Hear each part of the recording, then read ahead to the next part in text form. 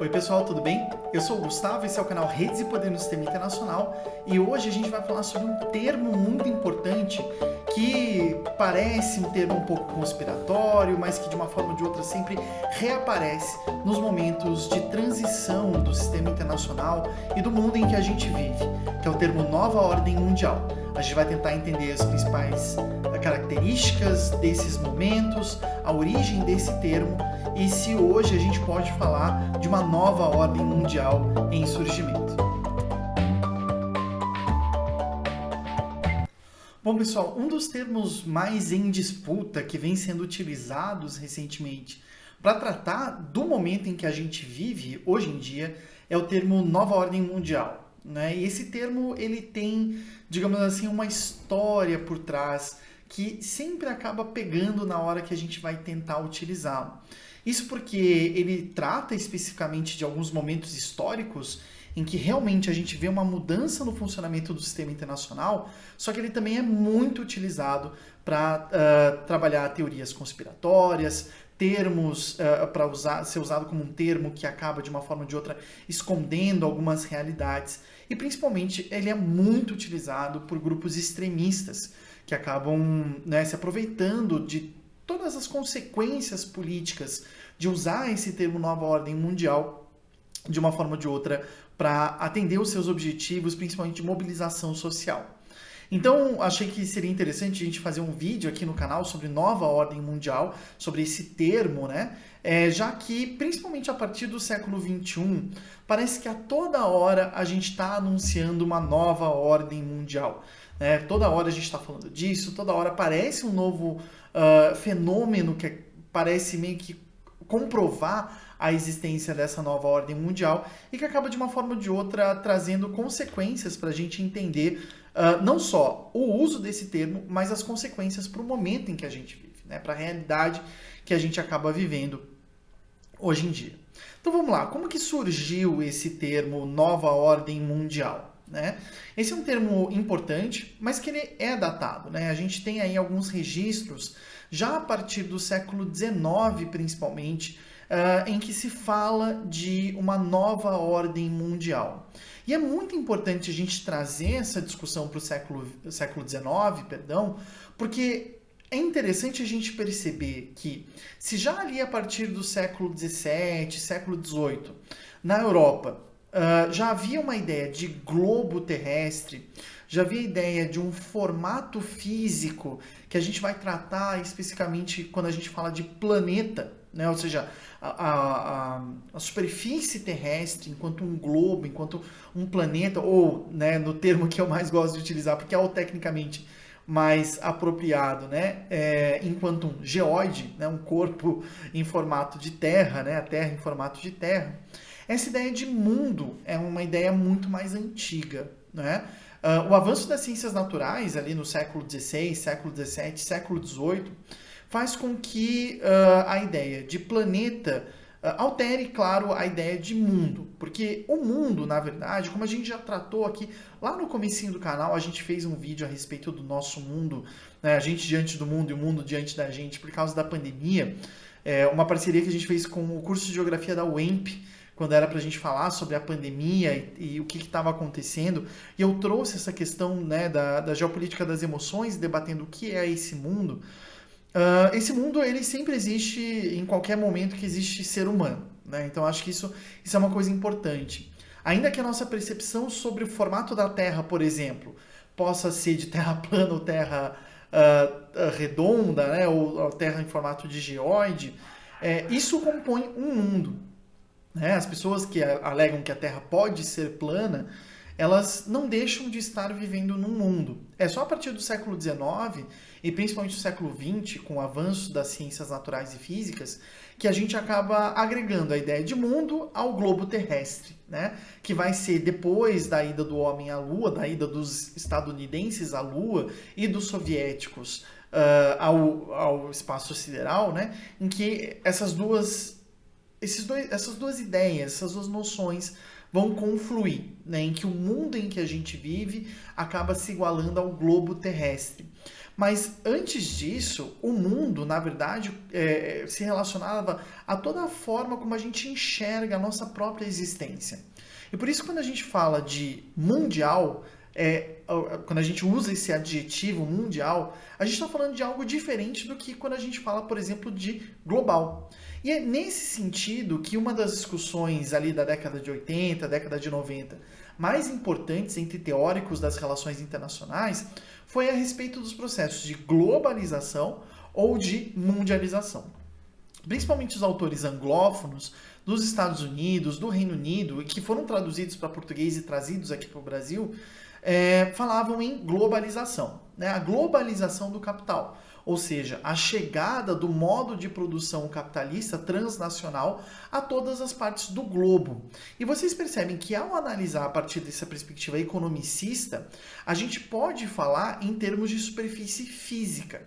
E por isso que a gente está falando de uma globalização, porque quando o sistema produtivo se transnacionaliza, né, quando é exportada a forma de trabalho para produzir elementos de consumo para todas as partes do mundo, tendo em vista menor custo e maior obtenção de lucro por parte do sistema capitalista na década de 80 e principalmente nos anos 90 e anos 2000, a gente está falando de uma globalização, da chegada física desses sistemas a todo mundo. Claro que esses analistas anglófonos, observando a partir dos Estados Unidos e do Reino Unido, do Canadá, né, de realidades muito objetivas e específicas, eles vão estar observando isso de uma maneira que nós não estaremos sentindo aqui no Brasil.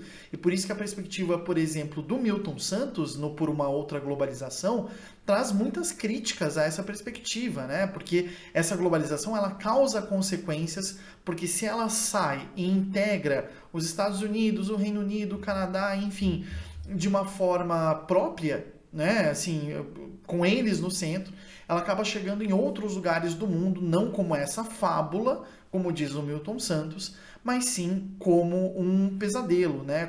De uma forma pessimista para as diferentes realidades locais.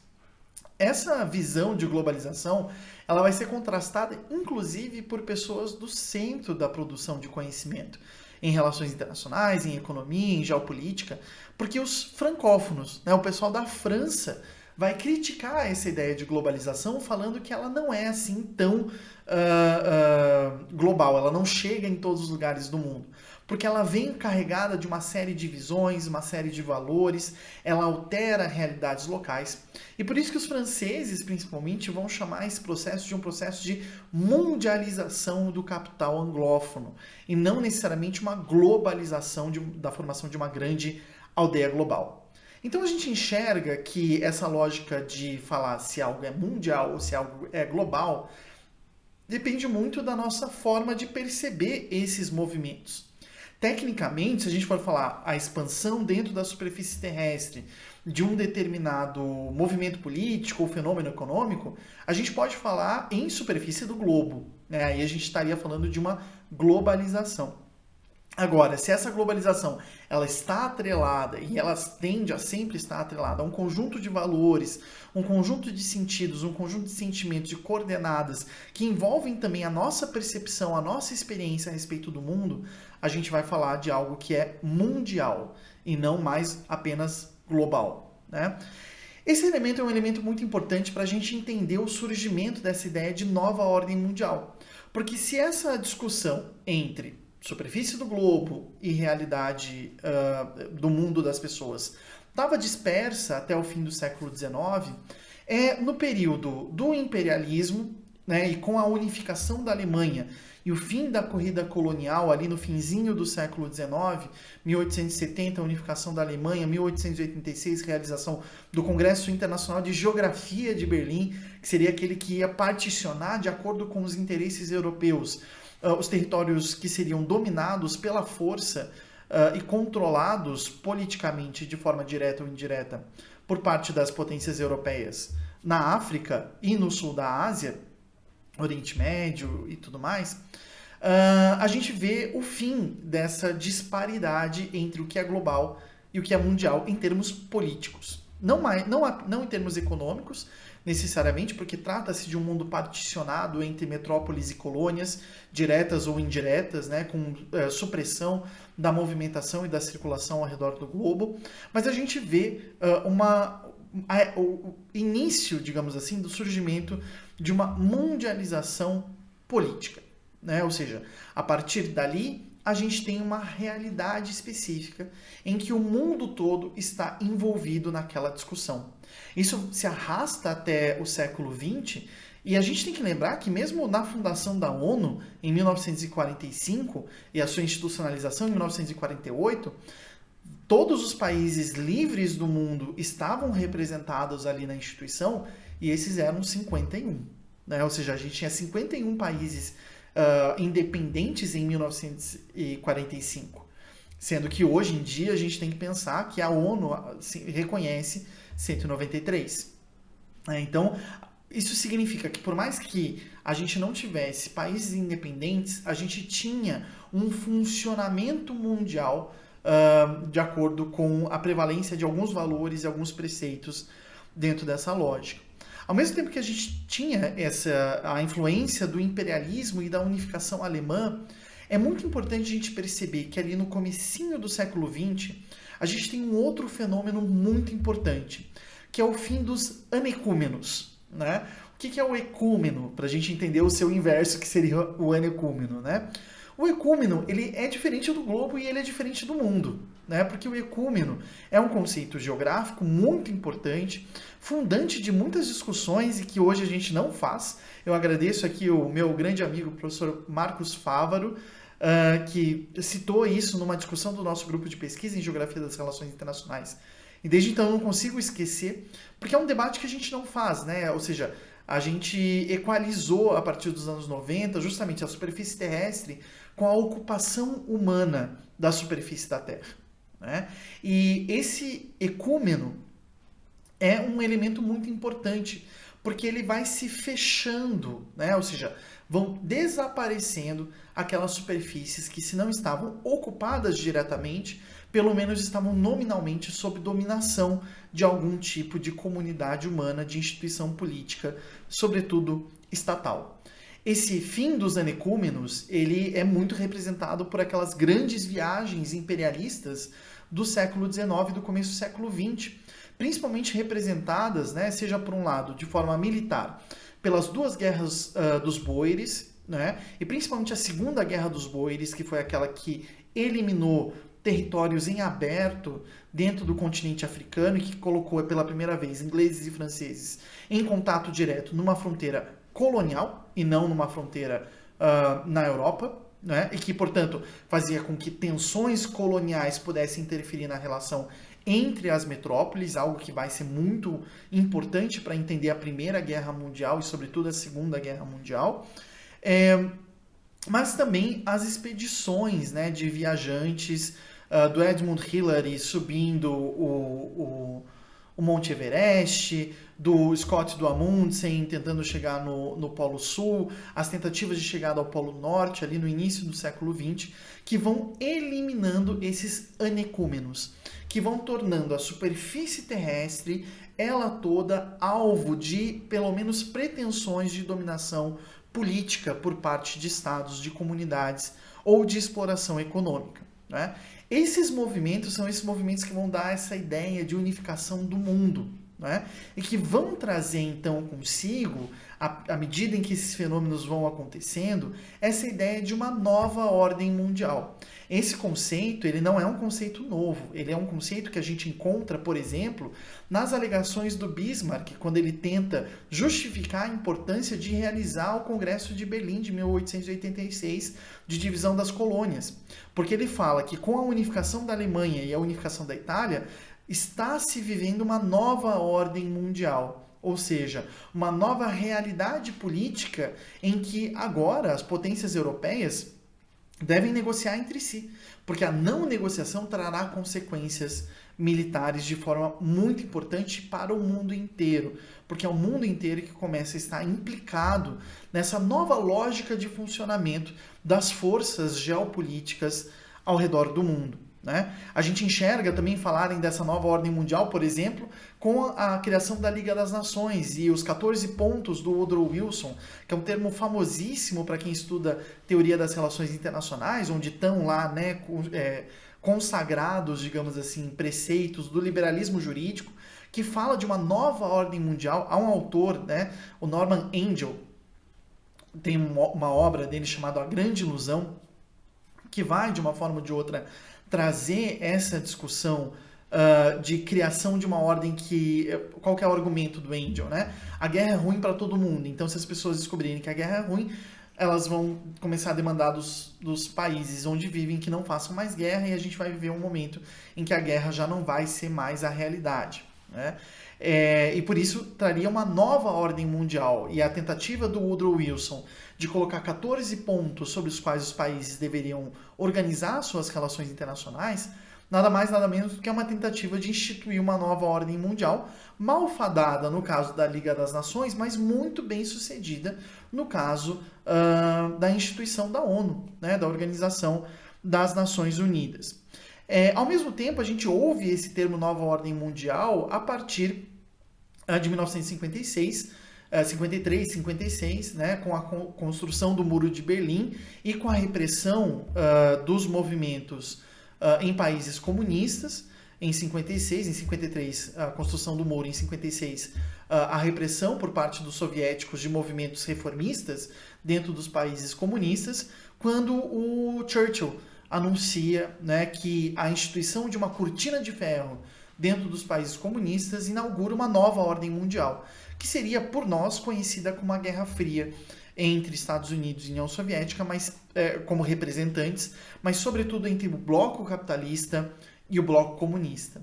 E é quando essa oposição de blocos é eliminada pela implosão da União Soviética que a gente tem, então, a mais famosa das novas ordens mundiais, quando esse termo é abraçado pelos Estados Unidos já no governo do George Bush pai, nos anos 90, comecinho dos anos 90, para instituir essa nova ordem mundial da economia de mercado, liberalizante, de democracias eletivas, não é? E a construção dessa nova realidade de ordenamento do sistema internacional e organização mesmo das relações políticas.